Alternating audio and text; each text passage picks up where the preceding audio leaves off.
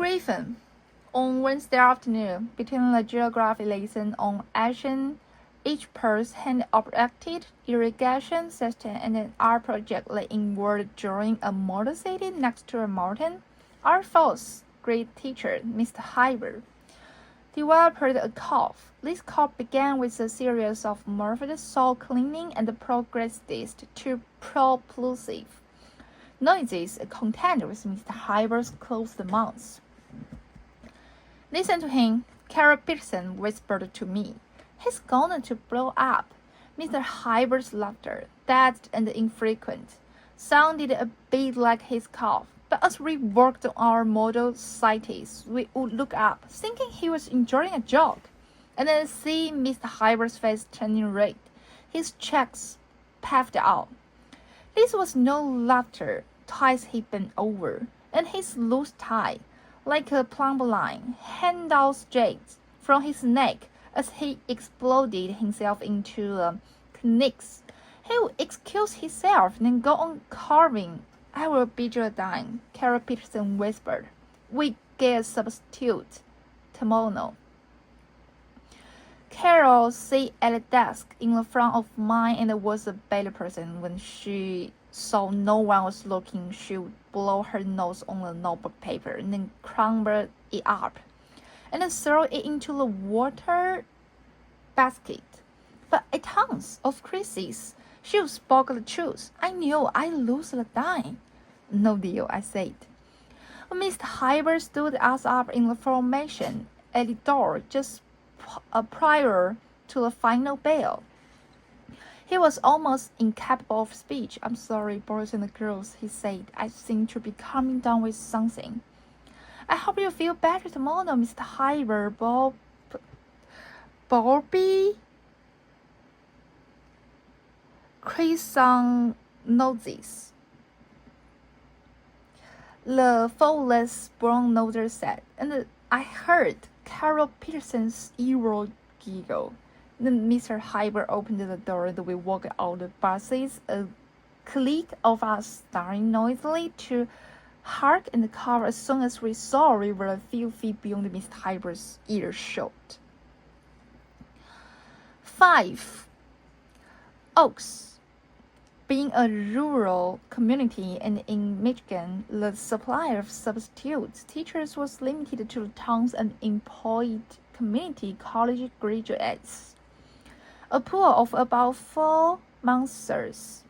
These ladies flirted, provided easeful class days, and the nervously covered material we had mastered weeks earlier. Therefore, it was a surprise when a woman we had never seen came into the class the next day, carrying a purple purse, a checkerboard lunchbox, and a few books. She put the books on the side of Miss Hyber's desk and the lunchbox on the other, next to the words of the music phonography. 3 of us in the back of the room were playing with Heber, the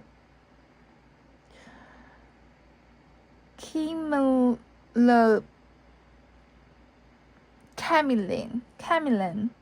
They lived in the terrarium and on one of the plastic jobs when she walked in. She clapped her hands at us. Little boys, she said, why are you bent over together like that? She didn't wait for us to answer. Are you tormenting an animal? Put it back. Please sit down at your desks. I want no carols this time of the day. We just stared at her. Boys, she repeated. I ask you to sit down. I put a chameleon in his terrarium and filled my way to my desk, never taking my eyes off the woman. With white and green chalk, she had stared to draw a tree on the left side of the blackboard. With white and green chalk, she had started to draw a tree on the left side of the blackboard. She didn't look usual. Furthermore, her tree was outside, disproportionate for some reason. This room needs a tree, she said, with one line drawing the suggestion of a leaf, a large, leafy, shady deciduous oak. Her fine light hair had been done up in what I would years later was called a chignon, and she wore gold rimmed glasses whose lenses seemed to have the faintest blue tint. Harold Nardell, who sat across from me, whispered, "Mars," and I nodded slowly, savoring the imminent weirdness of the day. The substitute drew another branch with an extravagant gesture, then turned around and said, "Good morning. I don't believe I said good morning to all you yet." Facing us, she was no special age. An adult is an adult, but her face had two prominent lines descending vertically from the two sides of her mouth to her chin. I know where I had seen those lines before. Pinocchio. They were marinated lines. "You may stare at me," she said to us, as a few more kids from the last bus came to the room, their eyes fixed on her, for a few more seconds, until the bell rings. "Then I will permit no more staring. Looking, I will permit staring. No, it is impossible to stare, and a sign of bad breeding. You cannot make a social effort while staring."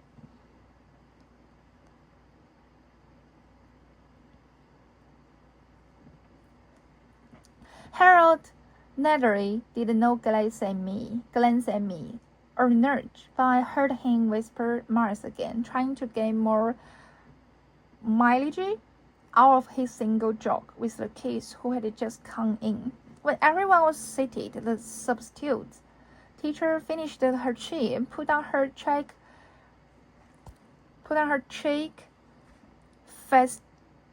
fastidiously on the phonograph, brushed her hands, and faced us. "Good morning," she said. "I'm Miss Finch, your teacher for the day. I'm fairly new to your community, and I didn't believe any of you knew me. I will therefore start by telling a story about myself."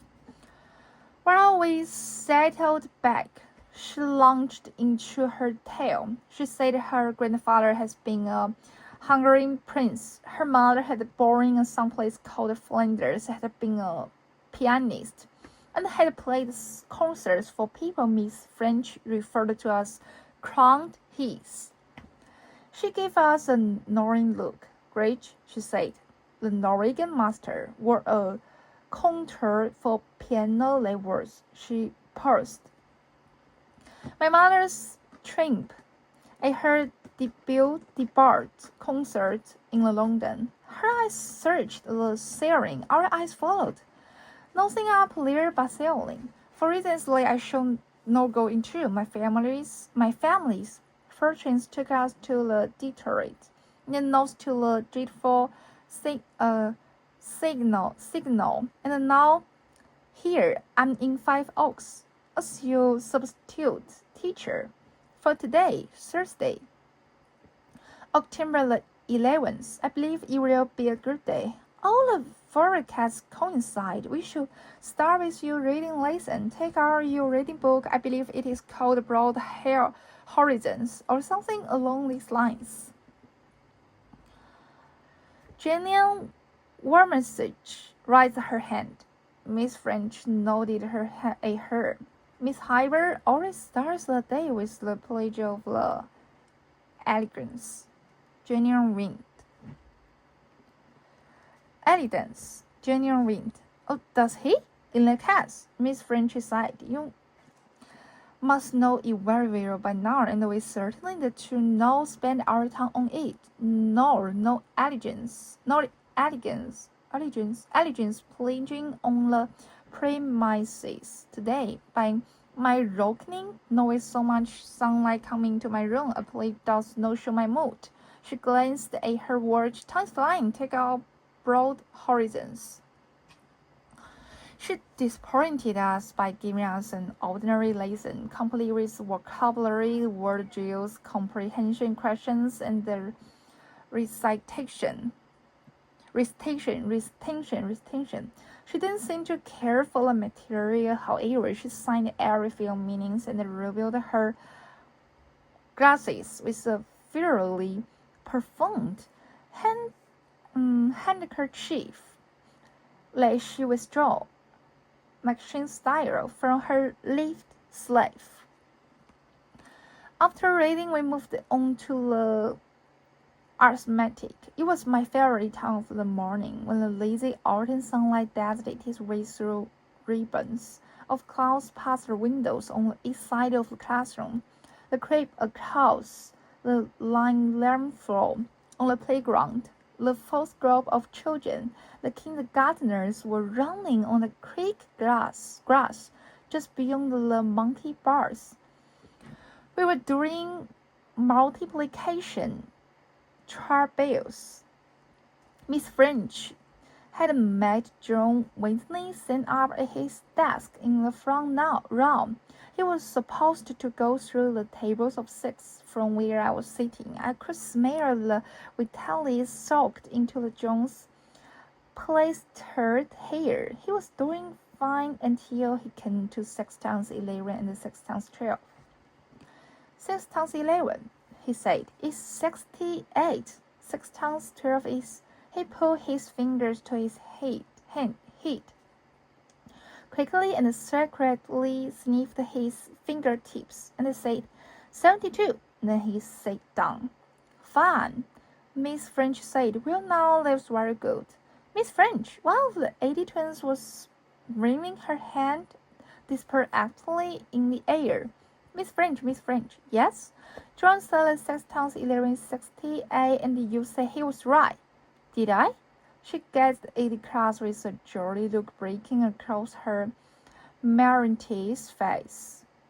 Did I say that? Well, what is 6 times 11? It was 66. She nodded. Yes, so it is. And I know some people will not entirely agree with me. Sometimes it is 68. When it is 68, we were all waiting. In higher mathematics, which you children do not understand, 6 times 11 can be considered to be 68. She laughed through her nose. In higher mathematics, numbers are more fluid. The only thing a number does is contain a certain amount of something. Think of water. A cup is not the only way to measure a certain amount of water, is it? We were staring, shaking our heads. If we use saucepans or thimbles in either case, the water would be the same. Perhaps. She started again. It would be better for you to think that 6 times 11 is 68 only when I'm in the room. Why is 68? Marco Polo asked. When you are in the room? Because it is more interesting that way, she said, smiling very rapidly behind her blue-tinted glasses. Besides, I'm your substitute teacher, and I know. We all nodded. We all then think of 6 times 11 equals 68 as a substitute fact. A substitute fact? Yes. Then she looked at us carefully. Do you think, she asked, that anyone is going to be hurt by substitute fact? We looked back at her. Will the planes on the windows sill be hurt? We glanced at them. There were sensitive plants serene in a green plastic tray and several wilted ferns in a small clay pot. Your dogs and cats or your moms and dads, she waited. So she concluded. What's the problem? Betty's wrong, Jensen Weaver said. Isn't it? What's your name, young lady? Jensen Weaver. And you think it is wrong, Jensen?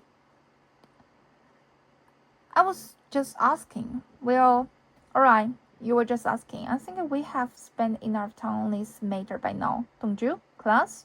You are free to think what you like. When your teacher, Miss Hyber, returns 6 times 11 will be 66 again. You can raise assured. And it will be late for the rest of your lives in 5 hours. To Baden, she raised her eyebrows and glinted herself at us. But for us, it wasn't. So much for let's go through your assigned problems for the day and painstakingly outlined. I see. In Mr. Hyber's lesson plan, take out a sheet of paper and write your names in the upper left-hand corner. For the next half hour, we did the rest of our arithmetic problems. We handed the name and went on to sparing my worst subject. Sparing always came before lunch. We were taking sparing detention and looking at the clock. Sloth, Miss French said, boundary. She worked in the alleys between the desks, holding the sparing book open, looking down at our paps. Beckoning. I clutched my pencil. Somehow, the way she said those words seemed foreign. Hankering Miss Walling and Miss Consolted, I stared down at what I had spelled. Baconian. I turned my pencil upside down and erased my mistake. Beckoning. They looked better, but still incorrect. I closed the word of sparing and tried erasing it again and saw the paper beginning to wear away. Balcony. Suddenly, I feel a hand on my shoulder. I don't like the word either, Mr. French whispered, bent over her mouth near my ear. It's ugly, my feeling is. If you don't like a word, you don't have to use it. She straightened up, leaving behind a slight odor of calories. At lunchtime, we went out to go on our chase of sloppy joes, peaches in Harry's scrap, cold corns, cookies, and milk, and brought them back to the classroom, where Miss French was sitting at the desk, eating a brown sticky thing. She had unworked from tiny rubber-band wax paper. Miss French, I said, raising my hand, you don't have to erase us. You can erase the other teacher. Let's teacher's lunch. I ended up next to the principal's office. No, thank you, she said. I prefer here. We have got a room monitor, I said, Mr. Addy. I pointed to where Mr. Addy, Jules, and Judy's mothers sat silently at the back of the room during her meeting. That's fine, Miss Frenchy said, but I shall continue to eat here with you children. I prefer it, she repeated. How come? Winnie Radmer asked without raising his hand. I talked with the other teachers before class this morning, Miss Frenchy said, beating into her brown foot. There was a great ranting of the words of the fewness of ideas. I didn't care for the brand of hilarity. I don't like detail machine jokes. Oh, we're inside. What's that you're eating? Max Sylvester asked, twitching her nose. Is it food? It most certainly it is food. It is starved fig. I had to drive almost down to Detroit to get it. I also bought some smoked sturgeon, and it is, she said, lifting some green leaves out of the lunchbox. It's raw spinach, cleaned this morning before I came out here to the Garfield Murray School. Why are you eating raw spinach? Max Maxine asked. It is good for you, Miss French said, more stimulating than soda pop or smelling salads.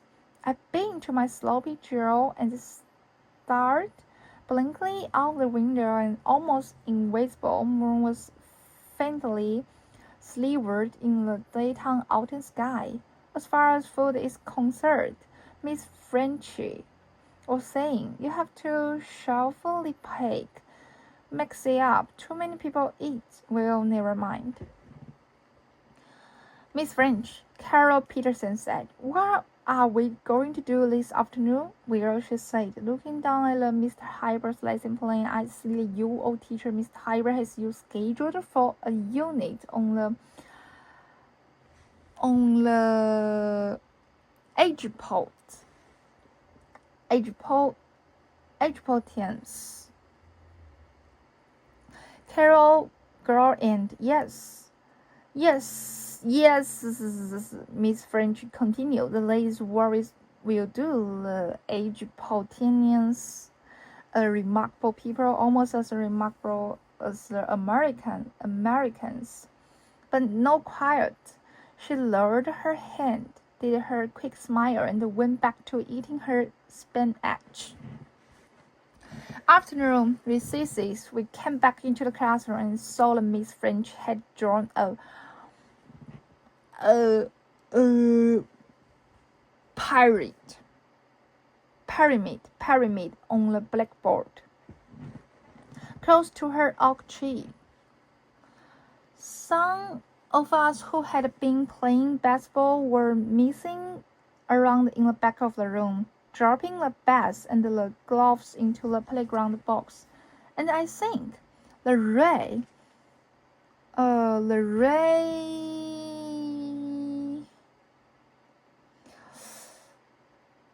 sock teaser had just looked me when I heard Miss French's high-pitched voice calling with emotion.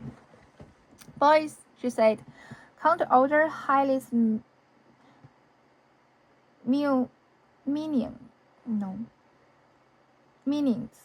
and take your seats. I do not wish to waste a minute of class time. Take out your geography books. We trudged it to our desks and still waiting pulled out these 10 lens and their people. Turn to page 42. She waited for 30 seconds and then looked over at Kelly Munger. Young man, she said, why are you still fosking in your desk?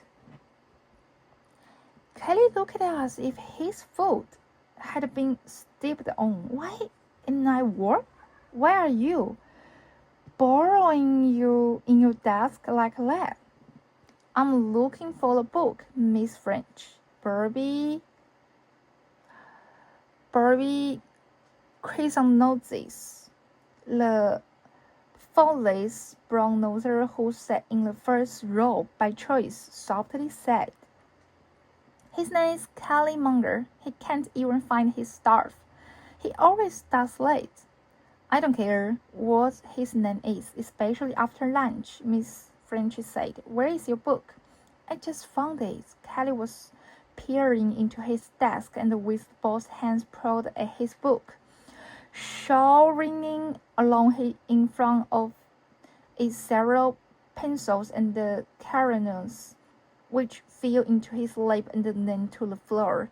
I hear Miss French said, I hear Miss in a deck or a mind. It is uncentenary. You wouldn't want your house at home to look like your desk at school, now would you? She didn't wait for an answer. I should think not. A house at home should be as neat as human hands can make it. What were we talking about? Egypt, page 42. I know from Miss Hyber's lesson plan that you have been discussing the most of Egypt irrigation. Interesting, in my view, but not so interesting as what we are about to cover. The pyramid the pyramids and the Egyptian slave labor, a plus on one side, a minus on the other. We had our books open to page 42, where there was a picture of pyramid. But Miss Finch wasn't looking at the book. Instead, she was staring at some object just outside the window. Pyramids, Miss French said, still looking past the window. I want you to think about the pyramids and the what was inside. The bodies of the pharaohs of crows and their attendant treasures, scores, perhaps, Miss French said with something gleeful but unsmiling in her face. Those scars were narrows for the pharaohs, helping them to pass the time in their long voyage through the centuries. But then, I'm joking. I was looking at the lines on Miss French's face. Pyramids, Miss French went on, were the repositories of spatial cosmic pearls. The nature of pyramids is to guide the cosmic image focus into a concentrated point. The Egyptians knew that. We have generally forgotten it. Did you know? She asked, working to the side of the room so that she was standing by the closet. The George Washington had a Egyptian blood from his grandfather. Certain features of the Constitution of the United States are notable for their Egyptian ideas. We saw glancing down at the book. She began to talk about the movement of souls in Egyptian religion. She said that when people die, their souls return to earth in the form of the capner, ants, or walnut trees, depending on how they behaved, well or ill. In life, she said that Egyptians believed that people act the way they do because the magnetism produced by tidal forces in the solar system, force produced by the sun and by its planetary ally. Jupiter, she said, was a planet, as we had been told, but had certain properties of stars. She was speaking very fast. She said the Egyptians were great explorers and conquerors. She said that the greatest of all conquerors, King his name, had 40 horses and 40 young women killed on the side of his grave. We listened. No one tried to stop her. I, myself, have been in Egypt, she said, and have witnessed much dust and many brutalities. She said that an old man in Egypt who worked for a circus had personally shown her an animal in a cage, a monster, half bird and half lion. She said that this monster was called a griffin, and that she had heard about them but never seen them until she traveled to the outskirts of the Carol. She said the Egyptian astronomers had discovered the planet Saturn but had not seen its rings. She said the Egyptians were the first to discover the dogs, when they are ill, will not drink from rivers, but wait for rain and hold their jaws open to catch it. She lines. We were won the school, but home. I was sitting next to Carol Whiteside, who had a bad breath and a huge collection of marbles. We were arguing. Carol thought she was lying. I said that she wasn't, probably. I didn't believe the stuff about the birds, Carol said. And what she told us about the pyramids, I didn't believe that either. She didn't know what she was talking about. Oh yeah? I had like her. She was strange. I thought I could nail him. If she was lying, I said, what did she say was a lie? 6 times 11 isn't 68. It isn't ever. It is 66. I know for a fact. She said so. She admitted it. What else did she lie about? I don't know. She said starve. What starve? Well, she swung his legs back to the floor. You ever seen an animal that was half lion and half bird? She closed his arms. It sounded real fakey to me. It could happen, I said. I had to improvise. To outrage him, I read in this newspaper my mom bore me in the IGA about this mad scientist in the Swiss Alps. And he's been putting genes and the chromosomes and stars together in test tubes, and he combined a human being and a hamster. I waited for effect. It is called a humanster. You never. Carol was staring at me, his mouth open, his terrible bad breath making it his way toward me. What newspaper was it? The National Enquirer, I said. They sat next to the cash register. When I saw his look of recognition, I knew I had bested him. And this made scientist. I said his name was Dr. Frank Bush. I realized belatedly his name was a mistake and waited for Carol to notice its resemblance to the name of the other famous made master of the permutations, but he only said there. A man and the headmaster, he was staring at me, squaring, his mouth opening in distaste. Just what did it look like? When the bus reached my stop, I took off down our dirt road and ran up through the backyard, kicking the tires rim for good luck. I dropped my books on the back steps so I could hug and kiss our dog, Mr. Saliby. Then I hurried inside. I could smell Brussels sparrows cooking my unfavorite vegetable. My mother was washing all the vegetables in the kitchen sink, and my baby brother was hurrying in his yellow playpen on the checking floor. Hi, Mom, I said, hopping around the playing fan to kiss her. Guess what? I've no idea. We had this substitute today, Miss French, and I'd never seen her before, and she had all these stories and ideas and stuff. Well, that's good. My mother looked out the window and behind the sink, and her eyes on the pine woods width of our house. Her face and hairstyle always reminded the other people of Peter Crocker, whose picture was framed inside a gigantic spoon on the side of the biscuit box to me through. My mother's face just looked white. Listen, Tommy, she said.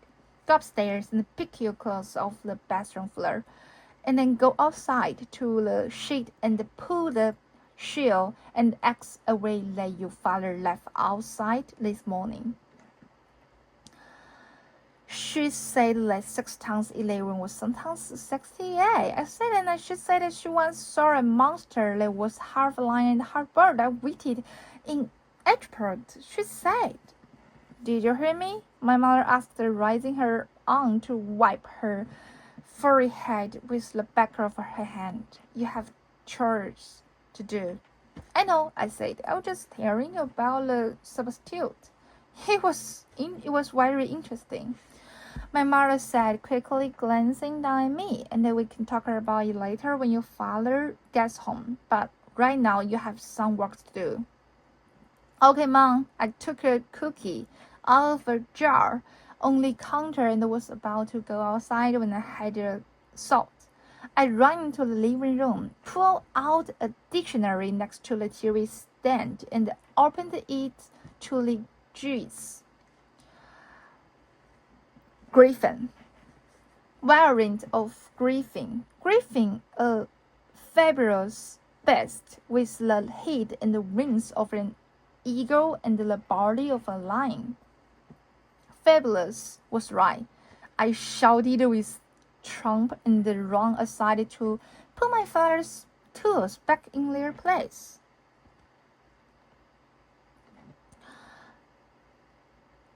Where it is? Oh, Miss French was back to the next day, slightly agitated. She had pulled her hair down and twisted it into pigtails with red rubber bands holding them tight 1 inch from the ends.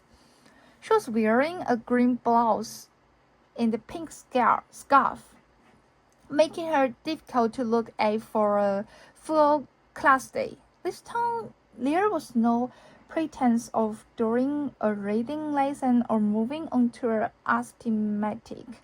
As soon as the bell rang, she simply began to talk. She talked for 40 minutes straight. There seemed to be less connection between her ideas. But the ideas themselves were, as the dictionary would say, fabulous. She said she had heard of a huge gerbil in what she called the antipodes. They were so brilliant, like when the line shone into a certain angle and you blind whoever was looking at its center. She said the biggest diamond in the world was killed and had killed everyone who wanted it. And like by a trick of fate, it was called the Hope Diamond. Diamonds are magic, she said, and it's why women wear them on their fingers as a sign of the magic of womanhood. Men have strength, Miss French said. But no true magic. That is why men fall in love with women, but women do not fall in love with men. They just love being loved. Gordon Weston had died because of a mistake he made about diamond. Weston was not the first true president, but she did not say who was. In some places in the world, she said, men and women still live in the tree and eat monkeys for breakfast. Their doctors are magicians. At the bottom of the sea are crackers seen as pancakes which have never been studied by scientists because when you turn them up to the air, the fish explode.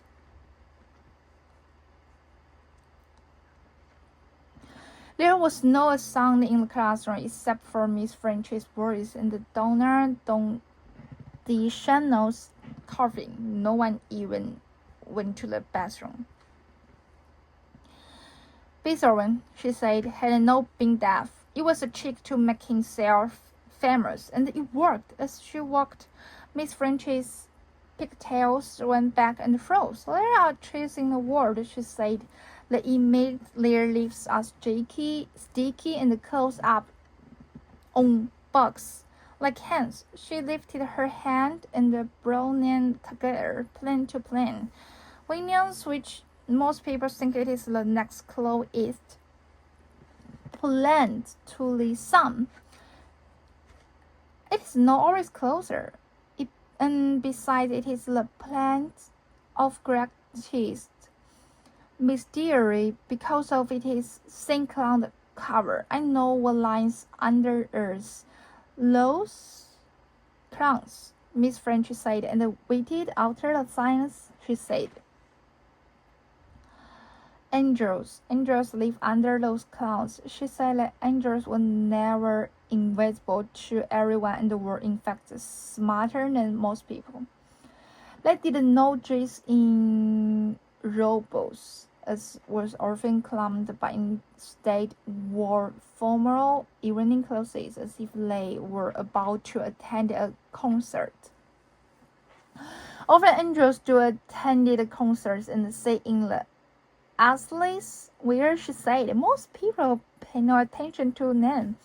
She said the most terrible angel had the shape of the symphony. There is no running away from that one, she said. She said the unquenchable fire burned just under the surface of the earth in Orchil. The baby mother fainted dead away in his cradle when he first heard the sound of a trumpet. She said that someone named Narizin in Harrietting was the greatest writer who ever lived. She said that planets control behavior, and anyone convinced during a solar eclipse would be born with the webbed feet. I know, you children like to hear these things, she said. These secrets, and this is why I'm telling you all this. We noted it was better than doing comprehension questions for the reading in broad horizons. I will tell you one more story, she said, and then we will have to do arithmetic. She leaned over, and her voice grew soft. There is no dice, she said. You must never be afraid, never. The witches cannot die. You will change into different earthly and unearthly elements, but I know this is sure. I stand there in front of you, and I swear it. You must not to be afraid.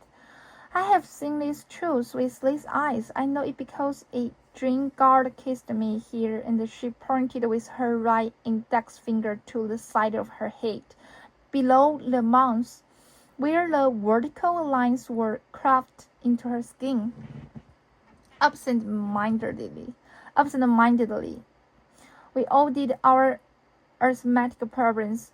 A recess, the class was our only playground, but no one was playing. We were all standing in small groups, talking about Miss French. We didn't know if she was crazy or what. I looked out beyond the playground. A rust cars piled in small heap behind a clump of sumac, and I wanted to see ships there approaching me.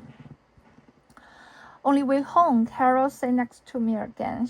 He didn't say much, and I didn't either. At last, he turned to me. You know what she said about the leaves like close up on books? Huh? The leaves, Carol insisted. The meat-eating planes, I know it's true. I saw it on television. The leaves have this icky groove. The planes have go smeared all around, and the insects can get off kills they dark. I saw it. He said demoralized. She's telling the truth. Yeah, you think she's seen all those angels? I struggled. I don't think she has. Carol informed me. I think she made that part up. There is the tree, I suddenly said. I was looking out the window from the country road edge. I knew every bone, every broken windmill, every fence, every and 100 hours ammonia tank by heart. There is a tree list. That's everything. Don't you try to do it, Carol said. You would just sound like a jerk. I kissed my mother. She was standing in front of the stove. How was your day? She asked. Fine. Did you have Miss French again? Yeah, Will. She was fine. Mom asked, can I go to my room? No, she said. No, until you have gone out to the vegetable garden and picked me a few tomatoes. She glanced at the sky. I think it is going to rain. Studied and do it wrong. Then you come back inside and watch your brother for a few minutes. Will I go upstairs? I need to clean up before dinner. She looked down at me. You are looking a little pale. Tommy, she touched the back of her hand to my forehead and I feel her diamond ring against my skin. Do you feel alright? I'm fine, I said, and went out to pick the tomatoes.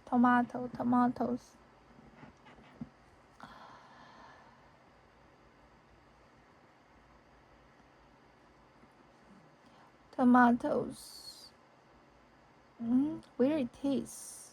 Oh, carving mutedly. Mr. Hyber was back to the next day, slipping lozenges into his mouth when his back was turned at 45 minutes interval and asking us how much of the prepared lesson plan Miss Frenchy had followed. Alice Atwater took the responsibility for the class of explaining to Mr. Hyber the substitute hadn't understood exactly what he would have done, but we had worked hard even though she talked a lot. About what? He asked. All kinds of things, Alice said. I sort of forgot to our relief. Mr. Hyberson know us all interested in what Miss French had said to fill the day. He probably thought it was woman's talk, unserious, and not shouted for school. It was enough that he had a pile of arithmetic problems from us to correct.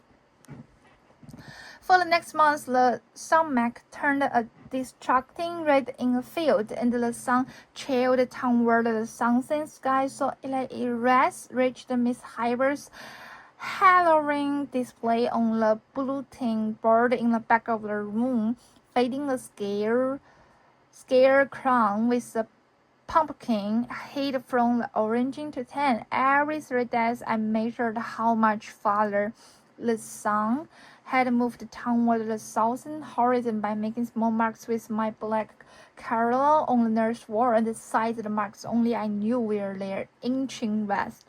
And then in early December, 4 days after the first permanent snowfall, she appeared again in our classroom. The minute she came to the door, I felt my heart begin to pound. Once again, she was different. This time, her hair hung straight down and seemed hardly to have been combed. She hadn't brought her lunchbox with her, but she was carrying what seemed to be a small box. She greeted all of us and talked about the wheeler. Donna the signal had to remind her to talk her overcoat off. When the bell to start the day finally rang, Mr. French looked at all of us and said, Children, I have enjoyed your company in the past, and today I'm going to reward you. She held up in a small box.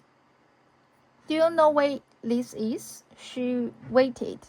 Of course you don't. It is a tarot pack.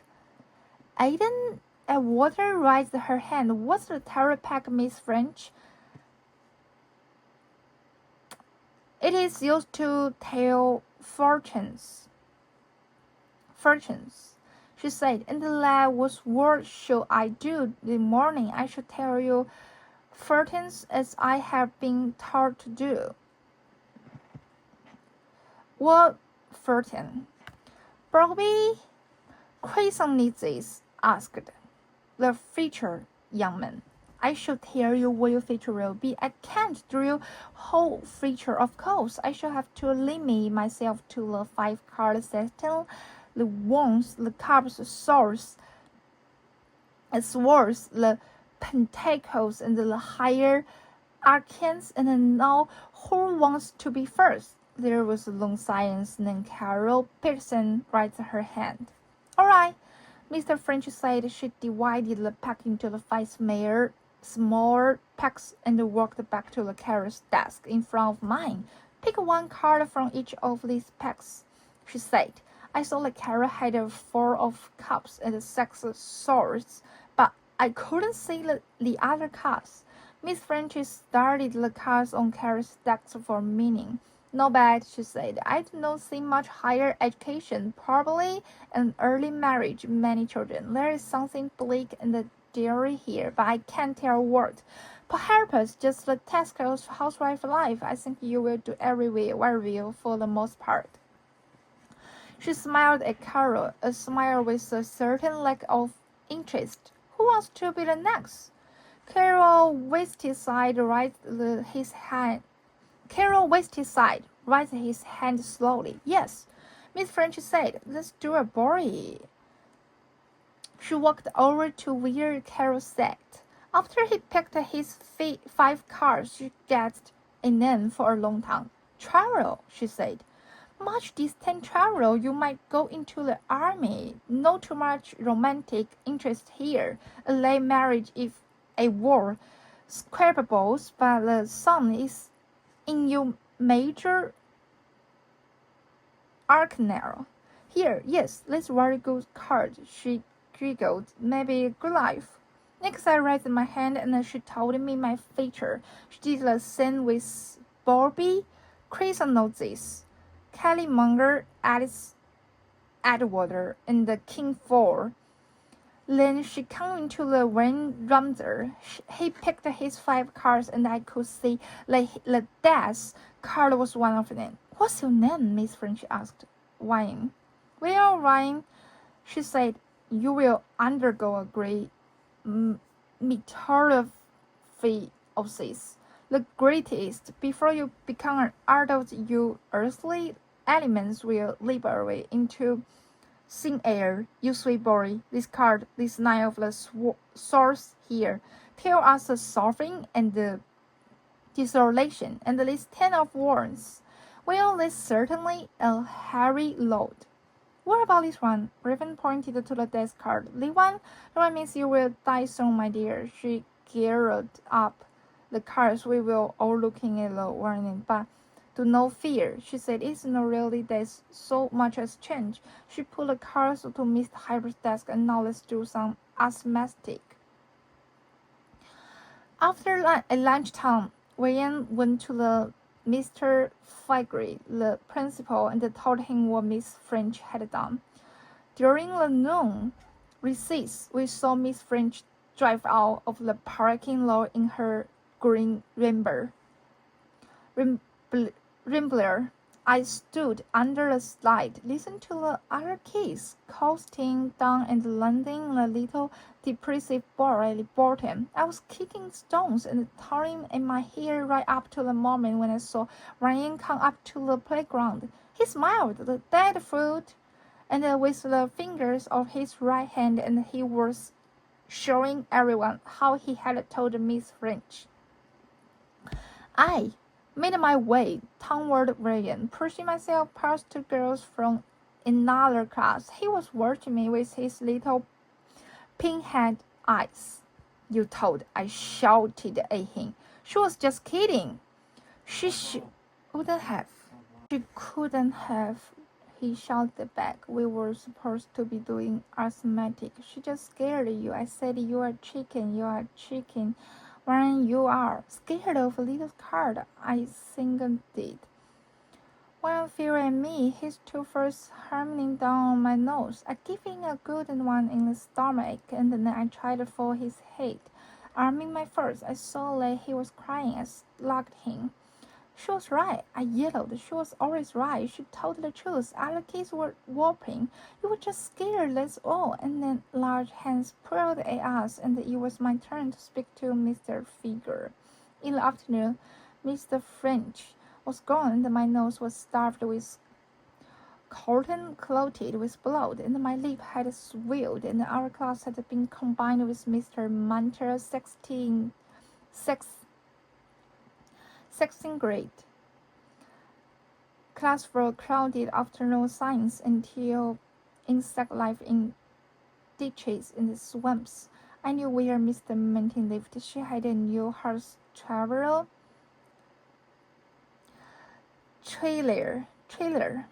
just down the road from us at the Clearwater Park. She was no mysterious. Somehow she had Mr. Bodiam. The other fourth-grade teacher had managed to fit 35 desks into the room. Kelly Munger asked if Miss Frenchy had the buses come to pick us up. We learned about field crickets and two-striped grasshoppers, waterbugs, seasides, mosquitoes, flies, and moths. We learned about insects' hard outer shell, the exoskeleton, and the usual parts of the mouse, including the lumbering, mandarin, maxine, and grousa. We learned about the compound eyes and the four-stage metamorphosis from egg to larvae to the pupa to adult. We learned something, but not much about mating. Miss Mente drew skillfully the internal anatomy of the grasshopper on the blackboard. We learned about the dance of the honeybee directing other bees in the aeroplane. We found out about which insects were peace to men and which we would know. On lined white pieces of paper, we made a list of insects. We might actually see the list of insects too small to be clearly visible, such as fleas. Mr. Martin said that our assignment would be to memorize this list for the next day, when Mr. Hyber would certainly return and test us on our knowledge.